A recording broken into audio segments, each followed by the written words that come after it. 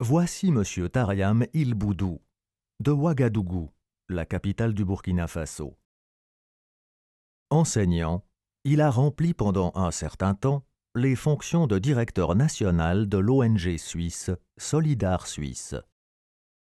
En rencontrant Monsieur Tariam, vous avez l'impression de parler à quelqu'un de visionnaire qui aime son beau pays et ses habitants. Cependant, Monsieur Tariam n'est pas un doux rêveur.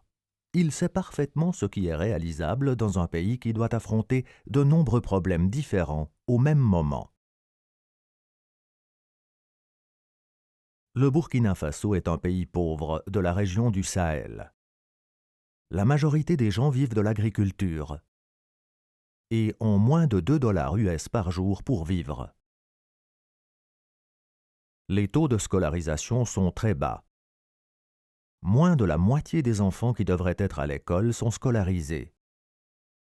Les taux d'analphabétisme sont élevés. Seulement un tiers du groupe des 15 à 24 ans savent lire et écrire. Les femmes sont encore moins avantagées, en particulier dans les zones rurales. Du point de vue ethnique, le Burkina Faso est un pays riche et très divers. Mais malheureusement, seul un nombre très limité de personnes parlent français, la langue officielle, également utilisée pour l'éducation.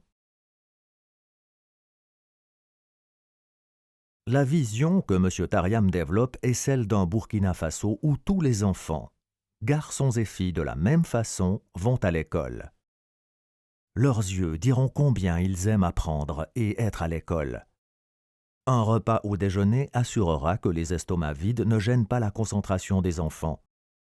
Le programme reliera le monde des enfants aux connaissances et compétences dont ils auront besoin à l'avenir. Et M. Tariam est convaincu que dans des écoles bilingues, garçons et filles apprendraient davantage en moins de temps. Des enseignants sympathiques s'occuperont des enfants dans leur langue maternelle et en français. Pour lui, l'éducation bilingue à l'école primaire est la porte d'entrée vers un avenir meilleur. Pour les enfants, leurs familles et l'ensemble du pays. Bien sûr, M. Tariam est conscient des obstacles que vous allez rencontrer au moment de doubler ou tripler les capacités du système de l'école primaire. Ou obtenir des écoles et salles de classe supplémentaires. Comment former le nombre d'enseignants nécessaires dans un pays comptant si peu de diplômés des écoles secondaires?